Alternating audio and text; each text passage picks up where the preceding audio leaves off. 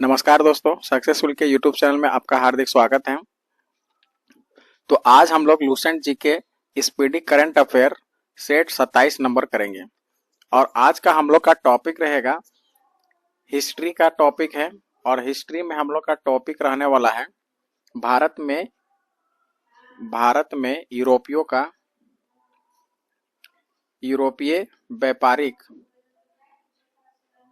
यूरोपीय व्यापारिक कंपनियों का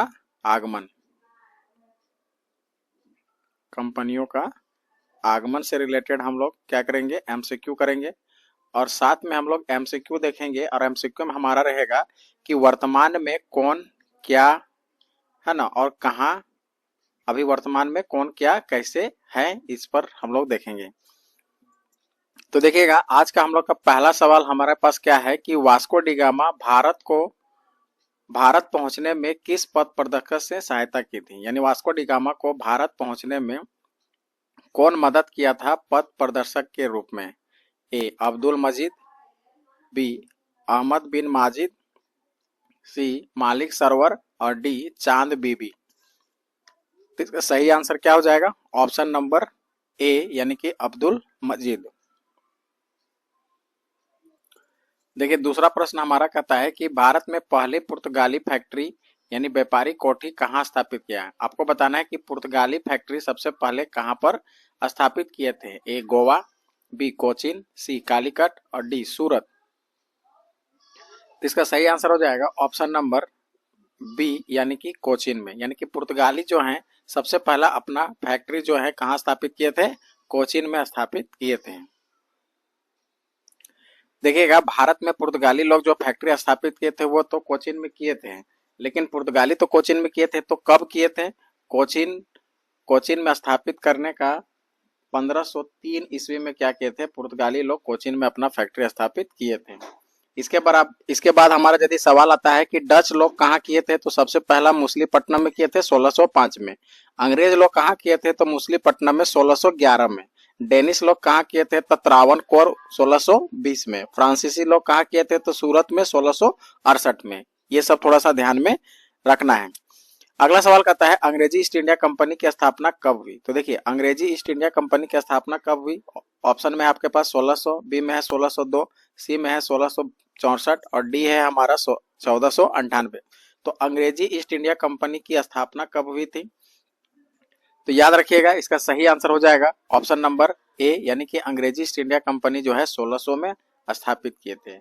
अब देखिए, अंग्रेजी ईस्ट इंडिया कंपनी जो है कि 1600 में किए थे, पुर्तगाली ईस्ट इंडिया कंपनी 1498 में किए थे, डच ईस्ट इंडिया कंपनी 1602 में किए थे और डेनिश ईस्ट इंडिया कंपनी 1616 में किए थे और फ्रांसीसी ईस्ट इंडिया कंपनी 1664 में किए थे और स्वीडिश ईस्ट इंडिया कंपनी 1771 में किए थे। इतना आपको ध्यान में रखना चाहिए। अब देखिए, यहाँ पर अगला ही सवाल हमारा क्या कहता है, डच ईस्ट इंडिया कंपनी की स्थापना कब हुई। तो आपको हम अभी बताएं तो डच ईस्ट इंडिया कंपनी की स्थापना 1602 में हुई, यानी कि अंग्रेजों के 2 साल बाद। डच पहले आए, लेकिन वो लोग जो हैं ईस्ट इंडिया कंपनी का स्थापना वो लोग नहीं कर पाए, तो 1602 में क्या है कि स्थापित किए थे। अब डच ईस्ट इंडिया कंपनी की स्थापना कब हुई थी? तो डच ईस्ट इंडिया कंपनी की स्थापना है ना, तो देखिए यहाँ पर हो जाएगा 1602। 5 नंबर सवाल कहता है भारत में डचों की पहली फैक्ट्री कहाँ स्थापित हुआ था। ए पुलिकट में, बी सूरत में, सी मसूलीपट्टनम में, डी कोचीन में। तो डच लोग कहाँ किए थे? मसूलीपट्टनम में। कितना में किए थे? तो 1605 में किए थे। 1602 में आए थे और 1605 में मसूलीपट्टनम में क्या किए थे, ये लोग अपना फैक्ट्री स्थापित किए थे। डचों ने अपने सिक्के पैगोड़ा कहाँ ढाले गए थे, यानी कहाँ ढालते थे। ए मसूलीपट्टनम, बी पटना, सी पुलिकट, डी नागपट्टनम। तो इसका सही आंसर क्या हो जाएगा? ऑप्शन नंबर सी यानी कि पुलिकट। डच लोग क्या करते थे कि एक सिक्का जो कि पैगोड़ा कहा जाता था वो कहाँ ढालते थे, तो पुलिकट में वो क्या करते थे, सिक्कों को ढालते थे, मतलब सिक्का बनाते थे। कोलांचेल के युद्ध 1741 किसके बीच हुआ था। ए अंग्रेजों और फ्रांसीसी के बीच, बी डच और त्रावणकोर के राजा के बीच, सी में कहता है पुर्तगाली और डच के बीच में, डी में है हमारा अंग्रेज और मराठा के बीच। तो इसका सही आंसर हो जाएगा ऑप्शन नंबर डी यानी कि डच और त्रावणकोर के राजा के बीच में क्या हुआ था, कोलांचल के युद्ध हुआ था।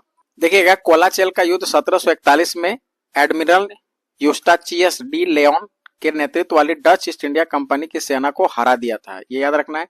डचों को भारत में अंतिम रूप से पतन जो है 1759 को अंग्रेजों एक डचों के मध्य हुए बेदरा युद्ध से हुआ था। अगला सवाल हमारा ये भी रहेगा। अब देखिए यहाँ पर 8 नंबर सवाल कहता है कि डचों का भारत में अंतिम पतन किस युद्ध से हुआ था? प्लासी का युद्ध, बेदरा का युद्ध, सी बक्सर का युद्ध और डी तालीकोटा का युद्ध। तो इसका सही आंसर हो जाएगा ऑप्शन नंबर बी, जो कि हम अभी आपको बताया कि बेदरा के युद्ध में क्या हुआ था कि डचों का अंतिम युद्ध था और उसके बाद पतन हो गया डचों का भारत से। अब अगला सवाल कहता है हमारा, मुगल दरबार में जाने वाला पहला अंग्रेजी कौन था? यानी कि जो हमारा मुगल दरबार में जाने वाले कौन सबसे पहला अंग्रेज पहुंचे थे? Sir टॉम्सरो, B captain Hawkins, C George ऑक्सीडन और डी में कहता है फ्रांसिस डे। तो इसका सही आंसर हो जाएगा ऑप्शन नंबर बी यानी कि कैप्टन हॉकिंस। यानी मुगल दरबार में जाने वाले सबसे पहले अंग्रेजी कौन थे? यानी अंग्रेज कैप्टन हॉकिंस थे। 10 नंबर प्रश्न को देखिएगा, कहता है कि किस मुगल शासक ने अंग्रेजों को सूरत में फैक्ट्री स्थापित करने की अनुमति दी थी? है ना। तो मुगल शासक का नाम बताना है जो अंग्रेजों को सूरत में फैक्ट्री लगाने की स्थापित करने की अनुमति दे दी थी। ए अकबर, बी जहांगीर, सी शाहजहां और डी में औरंगजेब। तो इसका सही आंसर हो जाएगा ऑप्शन नंबर बी यानी कि जहांगीर। जहांगीर ही वह मुगल शासक जो पहले शासक थे जो अंग्रेजों को क्या किए कि सूरत में फैक्ट्री लगाने के लिए अनुमति प्रदान कर दिए थे। ये याद रखना है, एग्जाम में मोस्ट इंपोर्टेंट सवाल है, ऐसा सवाल आता ही आता है। देखिए 11 नंबर प्रश्न हमारा कहता है कि सर टॉम्स रो किसके शासनकाल में भारत आया था? यह भी जबरदस्त सवाल है। ए अकबर के काल में, बी औरंगजेब के काल में, सी शाहजहां के काल में, डी जहांगीर के काल में। तो इसका सही आंसर जो होगा ऑप्शन नंबर डी हो जाएगा यानी कि जहांगीर के काल में जो है सर टॉम्स रो है ना भारत आया था। अब कहता है स्वर्ण फरमान यानी गोल्डन फरमान किस शासक ने अंग्रेजों को दिया था? ए जहांगीर, बी शाहजहां, सी गोलकुंडा और डी बीजापुर के सुल्तान। तो इसका सही आंसर हो जाएगा ऑप्शन नंबर बी यानी कि शाहजहां। देखिए 13 नंबर प्रश्न हमारा कहता है कि मद्रास यानी कि चेन्नई में फोर्ट सेंट जॉर्ज की स्थापना किसने की थी? ए रॉबर्ट क्लाइव, डी फ्रांसीसी डे और सी में कहता है जोराल्ड ऑगनियर और डी सर टॉम्स रो। तो इसका सही आंसर क्या हो जाएगा? देखिएगा 13 नंबर सवाल हमारा कहता है कि मद्रास यानी कि चेन्नई में फोर्ट सेंट जॉर्ज की स्थापना किसने की? ए रॉबर्ट क्लाइव, बी फ्रांसीसी डे, सी जेराल्ड ऑगनियर और डी में कहता है सर टॉम्स रो। तो इसका सही आंसर हो जाएगा ऑप्शन नंबर बी यानी कि फ्रांसिस डे। 14 नंबर प्रश्न हमारा कहता है बॉम्बे यानी मुंबई अंग्रेजों को किसके दहेज के रूप में मिला था? ए पुर्तगाली राजकुमारी कैथरीन, बी स्पेनिश राजकुमारी इसाबेला, सी फ्रांसीसी राजकुमारी मारिया और डी डच राजकुमारी सोफिया। तो इसका सही आंसर हो जाएगा ऑप्शन नंबर ए यानी कि पुर्तगाली राजकुमारी कैथरीन के मिला था। देखिएगा याद रखिएगा कि 1661 में पुर्तगाली राजकुमारी कैथरीन ऑफ ब्रेगेंजा एवं ब्रिटेन के राजकुमार चार्ल्स द्वितीय का विवाह हुआ। इस अवसर पर दहेज के रूप में पुर्तगालियों ने चार्ल्स द्वितीय को बंबई प्रदान किया। ठीक है। 1668 में चार्ल्स द्वितीय ने बंबई को 10 पाउंड के वार्षिक किराए पर ईस्ट इंडिया को दे दिया और 1687 में अंग्रेजों ने पश्चिमी तट का मुख्यालय जो सूरत से हटाकर बंबई बनाया। ये सब भी थोड़ा सा ध्यान में आपको रखना है। अब देखिए कहता है ईस्ट इंडिया कंपनी ने बॉम्बे को किससे प्राप्त किया? जहांगीर से, चार्ल्स द्वितीय से, सी लुई यहाँ पर 14 है, फिर कहता है शिवाजी से। तो किसको प्रदान किया ये आपको बताना है। तो इसका सही आंसर हो जाएगा ऑप्शन नंबर बी यानी कि चार्ल्स द्वितीय से प्राप्त किया था। चार्ल्स द्वितीय जो है बंबई को 10 पाउंड के वार्षिक किराए पर ईस्ट इंडिया को दे दिया था। तो कितना पाउंड यह भी पूछा जा सकता है। तो 10 पाउंड किराए पर ईस्ट इंडिया कंपनी को दे दिया था। ईस्ट इंडिया कंपनी को दे दिया था। तो कितने किराए पर? 10 पाउंड पर। कितना में दिया गया था? तो 1668 में। अगला प्रश्न हमारा कहता है कि कलकत्ता यानी कि कोलकाता की नींव किसने रखी? ए रॉबर्ट क्लाइव, बी जॉब जॉर्नोक, सी फ्रांसीसी डे, डी सर टॉम्स रो। तो इसका सही आंसर क्या हो जाएगा? ऑप्शन नंबर बी यानी कि जॉब चार्नोक। 17 नंबर सवाल कहता है कि फोर्ट विलियम का निर्माण कहाँ हुआ? ए मद्रास, बी बॉम्बे, सी कलकत्ता, डी सूरत। तो इसका सही आंसर हो जाएगा ऑप्शन नंबर सी यानी कि कलकत्ता। 18 नंबर प्रश्न हमारा कहता है भारत में फ्रांसीसियों की पहली फैक्ट्री कहाँ स्थापित हुई? ए पांडिचेरी, बी सूरत, सी चंदन नगर यानी कि चंद्रनगर और डी में कहता है माही। तो इसका सही आंसर हो जाएगा ऑप्शन नंबर बी यानी कि सूरत। 19 नंबर कहता है पांडिचेरी यानी कि पौंडीचेरी की स्थापना किसने की? ए डुप्ले, बी फैक्रो कैरोन, सी फैक्वेंस मार्टिन और डी लैली। तो इसका सही आंसर हो जाएगा ऑप्शन नंबर सी यानी कि फ्रैंक्विस मार्टिन, यानी कि पौंडीचेरी का स्थापना जो किए हैं फ्रैंक्विस मार्टिन ने किया है। भारत में अंग्रेजों और फ्रांसीसियों के बीच संघर्ष का क्या कहा जाता है? यानी कि आपको बताना है कि भारत में अंग्रेज और फ्रांसीसियों के बीच में जो युद्ध हुआ था उस युद्ध को क्या कहा जाता है? ए है कर्नाटक युद्ध, बी है बांग्ला युद्ध, सी है दक्कन युद्ध और डी पंजाब युद्ध। तो इसका सही आंसर हो जाएगा ऑप्शन नंबर ए यानी कि कर्नाटक युद्ध। यानी भारत में जो अंग्रेज और फ्रांसीसी के बीच में जो युद्ध हुआ था उस युद्ध को हम लोग क्या कहते हैं? कर्नाटक युद्ध कहा जाता है। देखिएगा 21 नंबर प्रश्न हमारा कहता है कि प्रथम कर्नाटक युद्ध का कारण क्या था? तो प्रथम कर्नाटक युद्ध जो हुआ था उसका मेन कारण क्या था? ए में ऑप्शन में है हैदराबाद का उत्तराधिकार, बी में है ऑस्ट्रिया का उत्तराधिकार, सी में है कर्नाटक का उत्तराधिकार और डी कहता है पांडिचेरी पर अधिकार। तो इसका सही आंसर हो जाएगा ऑप्शन नंबर बी यानी कि ऑस्ट्रिया पर उत्तराधिकार। यानी कि जो कर्नाटक का पहला युद्ध हुआ था उस पर क्या था कि ऑस्ट्रिया में जो उत्तराधिकारी का जो युद्ध चल रहा था उसका एक मेन कारण था कर्नाटक में युद्ध होने का। अब देखिएगा 22 नंबर हमारा प्रश्न कहता है कि प्रथम कर्नाटक युद्ध किस संधि से समाप्त हो गया? ए पेरिस की संधि, बी एला सोपेल्स की संधि, सी पांडिचेरी की संधि, डी सूरत की संधि। तो इसका सही आंसर क्या हो जाएगा? ऑप्शन नंबर बी हो जाएगा एला सापेल की संधि। 23 नंबर कहता है डुप्ले को किस युद्ध के बाद वापस बुलाया गया? ए प्रथम कर्नाटक युद्ध, बी द्वितीय कर्नाटक युद्ध, सी तृतीय कर्नाटक युद्ध और डी में कहता है वांडीवास का युद्ध। तो इसका सही आंसर क्या हो जाएगा? इसका सही आंसर हो जाएगा ऑप्शन नंबर बी यानी कि द्वितीय कर्नाटक युद्ध। 24 नंबर प्रश्न नंबर कहता है कि वांडीवास का युद्ध कब हुआ? ए 1746, बी 1757, सी 1760 और डी 1761। तो देखिएगा वांडीवास का युद्ध जो हुआ था आपका सही आंसर हो जाएगा ऑप्शन नंबर सी यानी कि 1760 में वांडीवास का युद्ध हुआ था।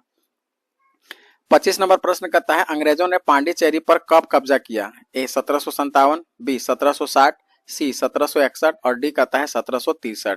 तो इसका सही आंसर हो जाएगा ऑप्शन नंबर सी यानी कि 1761।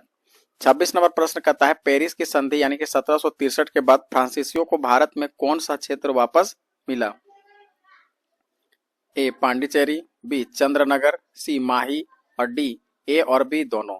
तो याद रखिएगा कि पेरिस की संधि यानी कि 1763 के बाद जो फ्रांसीसी को भारत में कौन सा क्षेत्र मिला था?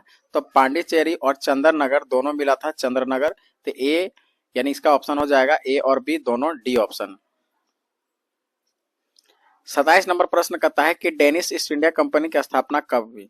तो डेनिश ईस्ट इंडिया कंपनी की स्थापना कब हुई? ऑप्शन में है आपका 1600, बी में है 1602 और सी में है 1616 और डी है 1664। तो इसका सही आंसर क्या हो जाएगा? ऑप्शन नंबर डी यानी कि 1664 में। डेनिशों ने भारत में अपनी पहली फैक्ट्री कहाँ स्थापित की? ए त्रावणकोर, सी डी में है, बी में हमारा है सेरामपुर, सी में है निकोबार द्वीप और डी है कालीकट। तो डेनिशों ने सबसे पहला अपना जो फैक्ट्री स्थापित किए थे वो कहाँ किए थे? त्रावणकोर में, यानी ऑप्शन नंबर ए सही आंसर होगा। 29 नंबर प्रश्न कहता है कि फ्रांसीसी ईस्ट इंडिया कंपनी की स्थापना कब हुई? ए 1600, बी 1602, सी 1616 और डी में कहता है 1664। इसका सही आंसर हो जाएगा ऑप्शन नंबर डी यानी कि 1664। यानी फ्रांसीसी ईस्ट इंडिया कंपनी का स्थापना कब हुआ था? तो 1664 में। आपको सबसे पहले ही आपको सारा स्थापना बता दिए गए हैं, तो आप यहाँ से ध्यान रखेंगे तो 1664 में जो है फ्रांसीसी ईस्ट इंडिया कंपनी की स्थापना हुई। तो अब बताइए कि पुर्तगाली ईस्ट इंडिया कंपनी का स्थापना 1498, अंग्रेज east India company 1600, Dutch east India company 1602, Danish east India company 1616, फ्रांसीसी ईस्ट इंडिया कंपनी 1664 और स्वीडिश ईस्ट इंडिया कंपनी 1731। अब यहाँ पर देखिए अगला ही सवाल हमारा, स्वीडिश ईस्ट इंडिया कंपनी का स्थापना 1731 हो जाएगा। ऑप्शन नंबर बी सही आंसर होगा। भारत में पहला पुर्तगाली वायसराय कौन बन के आया था? A Vasco da Gama, B Francisco de Almeida, Francisco de Almeida, C कहता है अल्फांसो डी अल्बुकर्क और डी में है नीनो डा कुन्हा। तो इसका सही आंसर क्या हो जाएगा? ऑप्शन नंबर बी यानी कि फ्रांसिको डी अल्मेडा। भारत में पहला पुर्तगाली वायसराय जो बन के आया था वो कौन था? Francisco de Almeida. अगला सवाल कहता है भारत आने वाला पहला डच यात्री कौन था? ए कार्नेलियस डी हाउटमैन, बी कहता है वान डे ब्रोके, सी है पीटर वान डेन और डी है एडमिरल वान विजिक। तो इसका सही आंसर हो जाएगा ऑप्शन नंबर ए यानी कि कार्नेलियस डी हाउटमैन। 33 नंबर सवाल कहता है कि डच ईस्ट इंडिया कंपनी ने पटना में अपना कारखाना कब स्थापित किया? ए 1605, बी है 1632, सी है 1616 और डी है 1650। तो इसका सही आंसर हो जाएगा ऑप्शन नंबर बी यानी कि 1632। देखिए 34 नंबर प्रश्न हमारा कहता है कि अंग्रेजी ईस्ट इंडिया कंपनी का पहला गवर्नर कौन था? A Thomas Smith, B captain Hawkins, C sir Thomas Roe और डी जॉर्ज ऑक्सिंडन। तो अंग्रेजी ईस्ट इंडिया कंपनी का पहला गवर्नर कौन था ये आपको बताना है। तो इसका सही आंसर हो जाएगा ऑप्शन नंबर ए टॉम्स स्मिथ। भारत आने वाला पहला अंग्रेजी जहाज का नाम बताना है। तो इसका डायरेक्टली आपको याद रखना होगा रेड ड्रैगन। ये जो भारत में आने वाला पहला अंग्रेजी जहाज का नाम क्या था? Red dragon. देखिए सूरत को मुगल काल में क्या कहा जाता था ये आपको बताना है। ए में कहता है भारत का द्वार, बी बाबुल मक्का यानी मक्का का प्रस्थान द्वार, सी में कहता है पूर्व का वेनिस, डी में व्यापार की राजधानी। तो इसका सही आंसर जो होगा ऑप्शन नंबर बी हो जाएगा बाबुल का मक्का। यानी सूरत को मुगल काल में क्या कहा जाता था? बाबुल का मक्का यानी मक्का का प्रस्थान द्वार सूरत को कहा जाता था। 37 नंबर प्रश्न को एकदम आराम से पढ़िए और देखिए क्या कहता है कि बंगाल के किस शासक ने सबसे पहले अंग्रेजों को व्यापारिक छूट है ना दी थी, यानी कि जिसको हम लोग बोल सकते हैं निशान दिया था। ए है मुर्शिद कुली खान, बी है शाह सुजा, सी में है सिराजुद्दौला और डी है अली वर्दी खान। तो इसका सही आंसर हो जाएगा ऑप्शन नंबर बी यानी कि शाह सुजा। यानी बंगाल के किस शासक ने सबसे पहले अंग्रेज को व्यापारिक छूट दिया था? तो वो हो जाएगा शाह सुजा। 38 नंबर प्रश्न हमारा कहता है कि कलकत्ता शहर किन 3 गांवों को मिलाकर बसाया गया? तो मतलब एक अलग अलग छोटा छोटा गांव था उसको मिलाकर कलकत्ता शहर बसाया गया। तो वो गांव को आपको नाम बताना है। ए में है सूतातुनी, सूतानुती, कालीकट और गोविंदपुर, बी कहता है सूतानुती गोविंदपुर है ना मद्रास पट्टनम, सी है कालीकट चिंद्रसूरा सूरत और बी डी में है हमारा गोविंदपुर हुगली और बंदेल।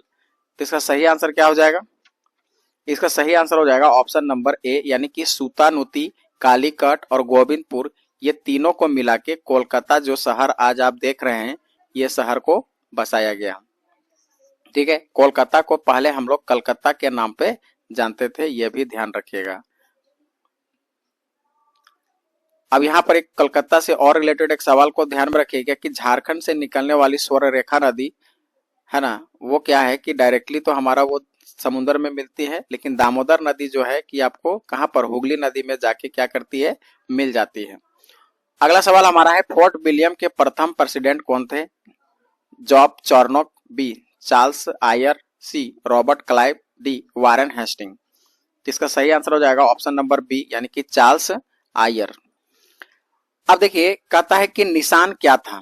तो अभी बताया कि निशान एक प्रकार का क्या था, तो आपको बताना है। ऑप्शन में है एक प्रकार का सिक्का था, व्यापारिक छूट की अनुमति था, सी एक किले का नाम था और डी एक संधि था। तो निशान एक प्रकार का क्या था? व्यापारिक छूट की अनुमति था। तो ऑप्शन नंबर बी जो है इसका सही आंसर हो जाएगा। 41 नंबर प्रश्न को देखिएगा तो कहता है अंग्रेजों ने अपने पश्चिमी तट में मुख्यालय को सूरत से बदलकर कहां स्थापित किया? ए बॉम्बे, बी मद्रास, सी कलकत्ता और डी गोवा। तो इसका सही आंसर हो जाएगा ऑप्शन नंबर ए यानी कि बॉम्बे। 42 नंबर प्रश्न कहता है कि तृतीय कर्नाटक युद्ध की शुरुआत कब हुई? ए 1746, बी 1749, सी 1756, डी 1760। तो इसका सही आंसर क्या हो जाएगा? ऑप्शन नंबर सी यानी कि 1756। 43 नंबर प्रश्न कहता है भारत के वर्तमान उपराष्ट्रपति कौन है? ए वेंकैया नायडू, सी सीपी राधाकृष्णन, सी हामिद अंसारी, डी जगदीश धनखड़। तो आपको बताना है कि वर्तमान में जो उपराष्ट्रपति है, अभी भारत के उपराष्ट्रपति कौन है। तो हाल ही में, है ना, जो बने हैं उपराष्ट्रपति कौन है, सीपी राधाकृष्णन। तो ऑप्शन नंबर बी इसका सही आंसर हो जाएगा। आप देखिएगा यहाँ से हमारा जो है करंट अफेयर का सवाल आएगा। इससे पहले 42 तक आपका था हिस्ट्री का। अब हमारे पास जितने भी प्रश्न आएंगे वो क्या होंगे, करंट अफेयर से प्रश्न रहेंगे, है ना।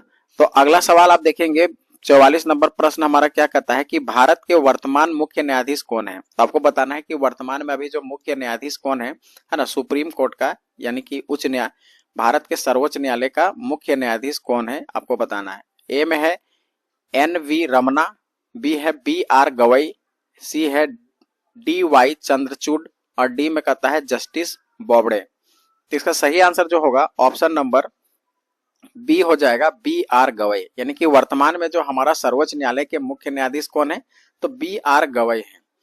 45 नंबर प्रश्न कहता है भारत के वर्तमान महान्यायवादी यानी कि अटॉर्नी जनरल कौन है। के वेणुगोपाल, बी में कहता है आर वेंकटरमणि, सी में कहता है तुषार मेहता, डी मुकुल रोहन तगी। तो इसका सही आंसर हो जाएगा ऑप्शन नंबर बी यानी कि आर वेंकटरमणि। 46 नंबर प्रश्न हमारा कहता है कि वर्तमान में सॉलिसिटर जनरल ऑफ इंडिया कौन है।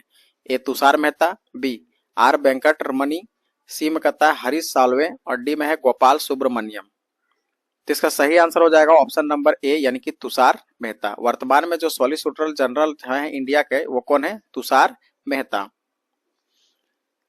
47 नंबर प्रश्न को देखिएगा, कहता है कि 18वीं लोकसभा के अध्यक्ष कौन है। ए ओम बिरला, बी सुमित्रा महाजन, सी मीरा कुमार, डी बलराम जाखड़, है ना। तो इसका सही आंसर क्या हो जाएगा, ऑप्शन नंबर ए यानी कि ओम बिरला। अब देखिए 48 नंबर प्रश्न कहता है कि राज्यसभा में विपक्ष के नेता कौन है। ए मल्लिकार्जुन खड़गे, बी अरुण जेटली, सी गुलाम नबी आजाद और डी में कहता है शरद पवार। तो इसका सही आंसर क्या हो जाएगा, ऑप्शन नंबर ए यानी कि मल्लिकार्जुन खड़गे। तो राज्यसभा के जो विपक्ष के नेता जो हैं वो कौन है, मल्लिकार्जुन खड़गे। 49 नंबर प्रश्न को देखिएगा, कहता है कि वर्तमान मुख्य चुनाव आयुक्त कौन है। ए सुशील चंद्रा, बी ज्ञानेश कुमार, सी ओम प्रकाश रावत और बी में कहता है एस.वाई. कुरैशी। तो वर्तमान में जो मुख्य चुनाव आयुक्त कौन है, तो ज्ञानेश कुमार इसका सही आंसर हो जाएगा। 50 नंबर सवाल हमारा कहता है भारत के वर्तमान नियंत्रक एवं महालेखा यानी कैग कौन है। ए विनोद राय, बी संजय मूर्ति, सी गिरीश चंद्र मुर्मू, डी राजीव महर्षि। तो इसका सही आंसर हो जाएगा ऑप्शन नंबर बी यानी कि संजय मूर्ति। तो वर्तमान में जो हमारा कैग के, है ना, वर्तमान नियंत्रक एवं महालेखा परीक्षक कौन है, तो संजय मूर्ति हो जाएगा। 51 नंबर प्रश्न कहता है वर्तमान में कैबिनेट सचिव कौन है। ए टी.वी. स्वामीनाथन, बी राजीव गौबा, सी है अजय सेठ और डी में है प्रमोद कुमार मिश्रा। तो इसका सही आंसर हो जाएगा ऑप्शन नंबर ए यानी कि टी.वी. स्वामीनाथन।